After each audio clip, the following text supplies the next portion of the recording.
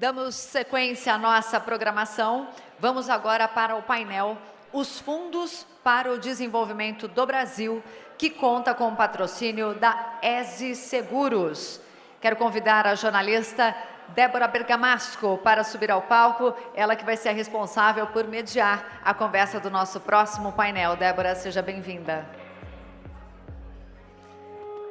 Quero também convidar aqui para o palco os nossos painelistas Ricardo Pena, Superintendente Nacional de Previdência Complementar Previc, Marcel Barros, presidente da Associação Nacional dos Participantes de Previdência Complementar e Autogestão em Saúde, a ANAPAR, Richard Vinhosa, presidente da ESE Seguros. Sejam todos muito bem-vindos ao nosso palco.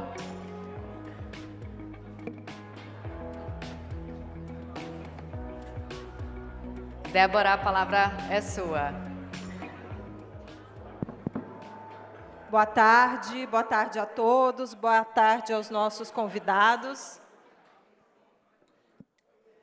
Vamos retomar, então, essa segunda parte das discussões. Os senhores estavam acompanhando? Muito boas as discussões, né? E agora a gente vai continuar. Bom, esse painel, ele vem num momento em que o governo começa a discutir novas regras para os fundos de pensão. Governo, ala política, Ministério da Fazenda também, e por isso essa troca de ideias também é muito importante e produtiva aqui de ouvir os senhores. Então, vamos começar com o Ricardo Pena. O Ministério da Fazenda já fala sobre a iminente necessidade de o Brasil ter que voltar a discutir a reforma da Previdência. O senhor que conhece tão bem, né, desse assunto, eu gostaria de saber como o senhor avalia a situação atual da saúde previdenciária do país e, claro, a importância da previdência privada para a sociedade brasileira. Boa tarde a todos e a todas. Agradeço aí o honroso convite da Esfera para participar desse painel. Saudar também aqui meus amigos aqui de debate. Bom, o tema previdenciário é um tema muito importante para qualquer país que quer pensar uma sociedade, uma civilização, né, que pense nas pessoas, que protejam as pessoas. O Brasil tem passado por reformas previdenciárias, muito em função, uma discussão muito conduzida pela parte do déficit, né, do déficit fiscal. E é importante lembrar que o regime demográfico do Brasil está mudando, né? Acho que foi, inclusive, o deputado Reginaldo falou muito bem aqui, o Brasil está terminando o período de bônus demográfico, o que significa que a população está envelhecendo, né? E isso traz um enorme desafio para a Previdência, para a saúde, para o mercado de trabalho, sobretudo. Então, eu acredito que a Previdência privada, ela vai ser muito importante para o Brasil, porque o regime de repartição, pelo qual a gente se baseou nos últimos anos, ele realmente tende a ser um piso básico e é importante que o país desenvolva incentivos tributários, inclusive, né, que também é uma parte do debate aqui na Esfera, que incentiva a formação de poupança. Então, a Previdência Complementar, aproveitando esse aspecto da reforma da Previdência de 2019, teve um grande incentivo para formar poupança. E por isso que hoje a indústria de fundos de pensão ela é muito relevante nesse sentido, de ter uma poupança de 1,3 trilhões de reais, com objetivos de longo prazo.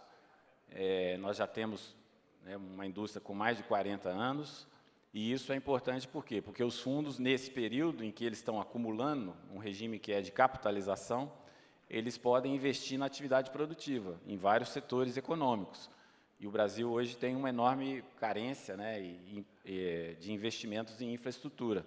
Então, com certeza, os fundos, sendo bem regulados, fiscalizados, eles podem contribuir para o desenvolvimento do país através desses investimentos. E cabe ao Estado, no nosso caso a Previc, cuidar aí de reforçar a fiscalização, a supervisão, a regulação, para que essa modalidade de plano de previdência privada possa se desenvolver no Brasil.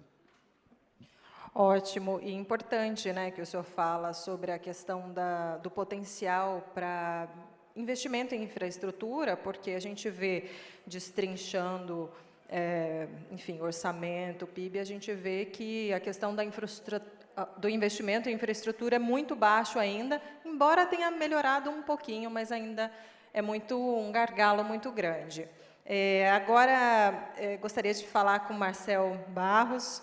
Em 2023, a Previdência Complementar Fechada cresceu 8% acima da inflação, em relação ao setor de saúde, no caso específico, né? Quais são ainda hoje os principais desafios do setor? Bem, boa tarde a todos vocês. Obrigado ao Movimento Esfera pelo convite, à ANAPAR, ao João Camargo, especialmente. Acho que a gente tem um ponto importante para discutir aqui, Débora, que é assim. Hoje, boa parte desse 1 trilhão e 300 sobre o qual o Ricardo falou, está alocado em renda fixa, títulos do Tesouro. Ou seja, ele não está investindo no setor produtivo. Nós acreditamos, e nós estamos falando aqui especificamente das entidades fechadas de previdência complementar, não são aqueles planos que são vendidos no sistema financeiro, nos bancos. A gente sabe que é um compromisso de longo prazo. Quando a gente entrar num estágio civilizatório da economia, em que as taxas de juros caiam, e, portanto, esses títulos públicos vão pagar valores, talvez, aí de 3%, 2,5% acima da inflação, e o compromisso atuarial das entidades, normalmente, é na faixa de 4,5% a 4,7%, eles vão precisar, na sua política de investimento, buscar outras classes de ativos. Esse vai ser o grande desafio. Aí nós temos alguns problemas. O primeiro problema ele é regulatório. Né? A gente, por exemplo, um fundo de pensão fechado não pode comprar uma laje corporativa, aqui o brasileiro. Mas o fundo canadense, o Canadian Pension Plan, Ontario Teachers Plan, a CalPERS, pode vir aqui no Brasil e comprar. Ou seja, o dinheiro do trabalhador canadense americano pode investir no que nós chamamos aí de real estate, mas o brasileiro não. Então, essa é uma ingerência que a gente acha que tem que acabar. Diz o Conselho Monetário Nacional que vai mudar isso em junho, julho, se não me engano. Mas a gente tem outros problemas que a gente tem que avaliar. Quando a gente fala de investir no setor produtivo, nós temos hoje um regime fiscalizatório e sancionador que olha os investimentos pela performance e não pelo ato regular de gestão. Então, você vai lá, investe num fundo e o gestor faz uma loucura qualquer, ao invés de punir o gestor, você pune o investidor. É uma coisa meio maluca. E aí, inclusive, está aqui o pessoal do TCU, o Bruno Dantas está aqui, é uma discussão que a gente tem feito, tem sido uma discussão difícil, mas nós entendemos que o Tribunal de Contas da União, ele fiscaliza os entes da União. O fundo de pensão fechado, ele não é um ente da União. A fiscalização pode se dar em segunda instância, não sei, eu sou historiador, não sou advogado, como o Bichara, o João Paulo, que esteve aqui. Então, pode se dar em segundo nível, fiscaliza o patrocinador. Mas teve uma determinação do TCU recente, quando a gente estava discutindo planos de equacionamento, que atingiu direto os planos privados, patrocinado, por exemplo, pelas elétricas, que são privadas, como a Vivesse, aqui do Estado de São Paulo, falava sobre equacionamento. Ou seja, poderia ter um alívio de caixa para as empresas, um alívio no orçamento das famílias, não teve. E nós não estamos falando de entes da União. Então, esse é um ponto que a gente precisa pensar, como é que a gente pode agir. Por último, para a gente pensar no investimento que é necessário e que vai ser necessário se a gente tiver a taxa de juros menores, nós precisamos pensar no incentivo. Se hoje os fundos de pensão fechados representam 12% do PIB, nós queremos que eles venham a representar 50%, 100%, como é em alguns países pelo mundo.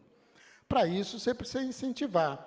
Aí, já que está todo mundo falando da reforma tributária, como disse o João Paulo, vamos puxar um pouco aqui para o nosso também, né?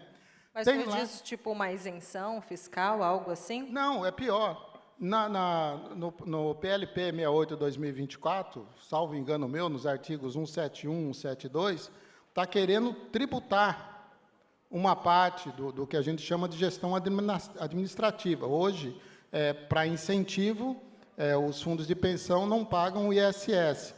Aí está se criando o IBS, né? Então, nessa criação, você sai de 0 para 20 e poucos por cento. Então, você inviabiliza que os fundos de pensão invistam, criem outras possibilidades para os próprios trabalhadores, criando outros planos, por exemplo. Então, é necessário que a gente pense sobre isso para que as necessidades que os fundos de pensão vão ter de buscar outras classes de ativos, a gente tem que criar alternativas, porque se eles não buscarem e não rentabilizarem como esperado, vai sobrar para o trabalhador, que vai ter um benefício menor, prejudicando a sociedade como um todo. Lembrando que o fundo de pensão, a gente ouve muito falar assim, o poderoso fundo de pensão do Banco do Brasil, o poderoso fundo de pensão da Petrobras, no caso da Petros, da Previ, ele não é do Banco do Brasil, ele não é da Petrobras. Ele é dos trabalhadores do Banco do Brasil e dos trabalhadores da Petrobras. Isso tem que ficar bem esclarecido, porque o Banco do Brasil não é dono da Previ, a Caixa Federal não é dono da FUNCEF, a CEMIG não é dono da Forluz, a Furnas não é dono de Real Grandeza. É dos trabalhadores, e aquele dinheiro que está lá vai servir para pagar benefício quando essas pessoas se aposentarem. Essa segunda parte aí de reforma tributária, então, acho que vai ter muita discussão. Uma parte já chegou no Congresso, enfim, a outra parte tem que chegar ainda. Obrigada. Dr. Richard Vinhosa, primeiro peço licença aqui para saudações corintianas. Obrigado. Eu não. Eu não sou vascaína. A ESE Seguros tem hoje mais de 80 produtos comercializados no mercado, mais de 5.000 corretores, ou seja, um desafio, né, para qualquer empresa. A legislação brasileira é alvo de críticas do setor que o senhor representa também. Como o senhor avalia o atual arcabouço jurídico vigente no Brasil? Boa tarde a todos. Obrigado, João, Camila, Bacelar, pelo convite. E também, de antemão, agradeço a todos vocês que estão aqui nos assistindo, assim como o público na mídia social, aos meus amigos aqui do lado e a você, Débora, pela pergunta. Assim, eu acho interessante, todos os painéis falaram muito de reforma tributária, e a vida é feita de escolhas.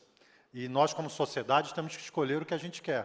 Porque pagar tributo, todos vamos ter que pagar, mas em que setor, de que forma, de que contexto, é isso que vai determinar o país que a gente quer. Porque acho que uma coisa que nos une a todos é que todos querem um Brasil melhor. Todo mundo quer um desenvolvimento do país.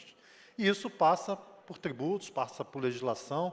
E no tocante a investimentos, de uma forma geral, né, o Pena colocou aí 1,3 trilhão dos fundos. As seguradoras também têm 1,3 trilhão em reservas.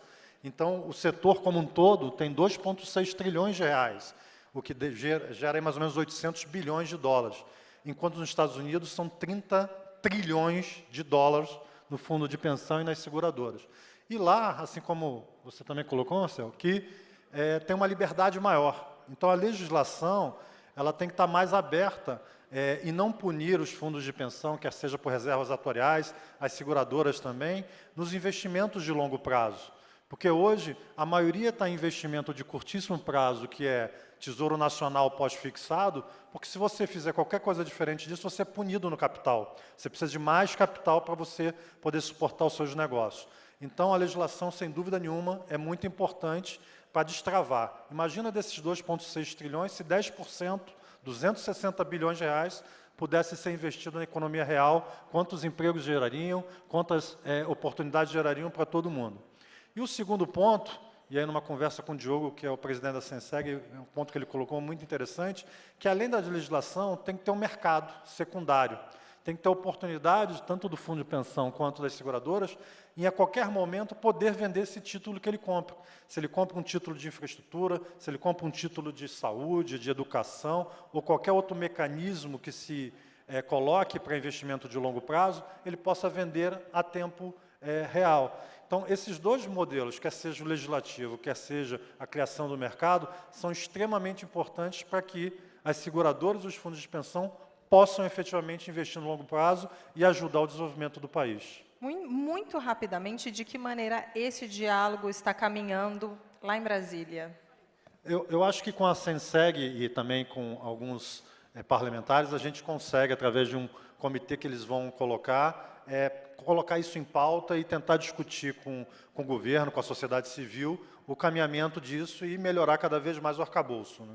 Certo, obrigada. E Pena, só porque eu fiquei te dar um pouquinho mais de tempo, que você falou bem rapidamente, eu queria só essa avaliação dessa mesma pergunta que a gente fez, bem rapidinho, sobre o diálogo, né, dessas demandas que eles apresentaram aqui. Qual que é a sua avaliação sobre uma possibilidade de tirar do papel e do plano das ideias e levar para a prática?